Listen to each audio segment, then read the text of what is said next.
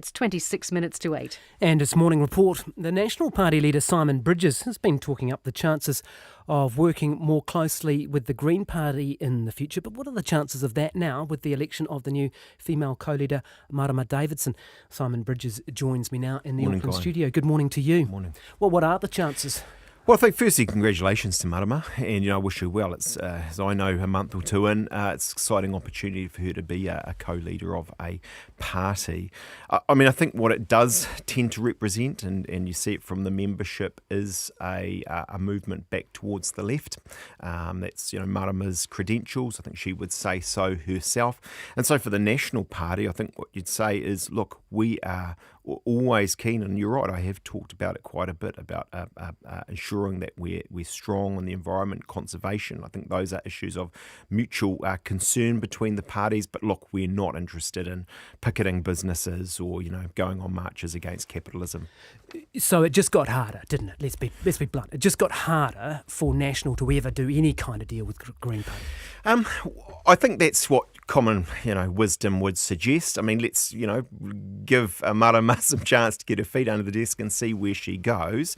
But certainly I would be my preference to work with a genuine Green Party, because I think those issues are important to me. They're important to New Zealanders, but not the far left stuff. Well, let's address exactly what she said in her own words in that acceptance speech. She said, Stephen Joyce was right. There is a fiscal hole. We see it every day in the sewage in the walls of Middlemore Hospital, where the government was more interested in delivering a surplus than making sure our babies were born in safe conditions.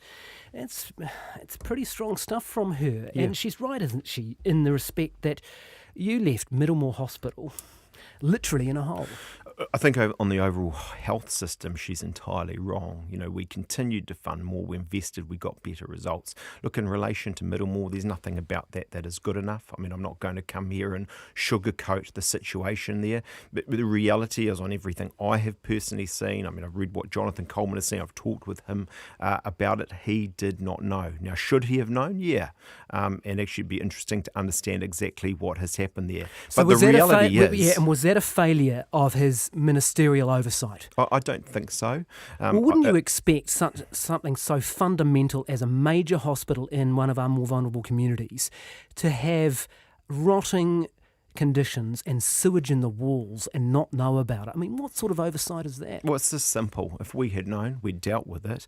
But this government should deal with it. And in government, Guyon, you don't get to deal with just the good stuff. You got the difficult stuff. And if you think about our first 3 years, we had the RENA, we had PSA, we had leaky buildings, we had Canterbury earthquakes. I'm not talking about a boat which sunk.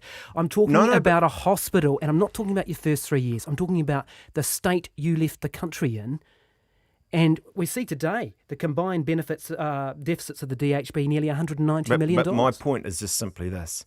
Difficult issues come along, you deal with them. So why didn't you deal with that one? This is not a multi-billion-dollar issue. It's a significant one. I'm not underplaying it. But actually, there's strong surpluses. If we'd known about it, we would have dealt with it. We don't. They do. Frankly, what I see from a government here is a sense that they've got... a huge raft of promises they cannot keep, taxes they want to impose, and so they are looking for ways in the lead up to a budget, which they're clearly worried about, to get into these issues. Now, that's not to say Middlemore isn't insignificant. Well, it is, that kind of is to say that, isn't it? No, but in the scheme of government, whether it's this, whether it's EQC, you get on and do it, they've got surpluses. They make their choices. They've decided $2.8 billion for free fees is the right way to go. Well, that's two fully furnished Dunedin hospitals. They can deal with these issues. Fair enough, you can take them on that. But in terms of your record, my broader point here is, yes, you did go back to surplus. But was it at the expense of funding things properly? And you've talked about your economic credentials, about balancing the books, but was it at the expense of hospitals and of paying out properly for the earthquake and actually cutting corners in order to get to surplus and leaving the country in an infrastructure deficit? I want to be direct with you. This is a very important question. My simple answer is no, I do not believe so. I believe if you look at what we did from tough times, and that's why I did talk about our first 3 years, we made sure in health, in education and welfare. We continued to fund more and do more, and the results overall speak to a strong health system. In Middlemore, there are specific, serious issues. If we had known about them, we would have dealt. We had to deal with them. This government now knows, and they should get on with it, rather than trying to get, I think, into this political blame because of their budget issues. Why are DHB's $190 million in the red? Look, ultimately, those are accounting issues you deal with. The reality is these are billion-dollar surpluses these guys got. Look, in the last 3 months, it's every 2 or 3 weeks you wake up, the government has another several $100 million to deal with these sort of issues. Right, so you're saying they've got the money to deal with them? Correct. Okay, let's go to Jonathan Common briefly, because he resigned and he hung up on us when we asked him about this. Yeah. Where's the accountability? Yeah. Well, where is it? Look, Jonathan is retiring. He did what he did. But be very clear, do I generally expect my members of parliament to come on and answer difficult, fair questions from you guys? Yes, I do. So that wasn't good enough? Well, he's retiring. I think he thought he was coming on one thing. He did what he did. But should my members of parliament come on and answer your questions? Yes, they should. He's resigning, caused a by-election. Have you got more to come? More MPs to go?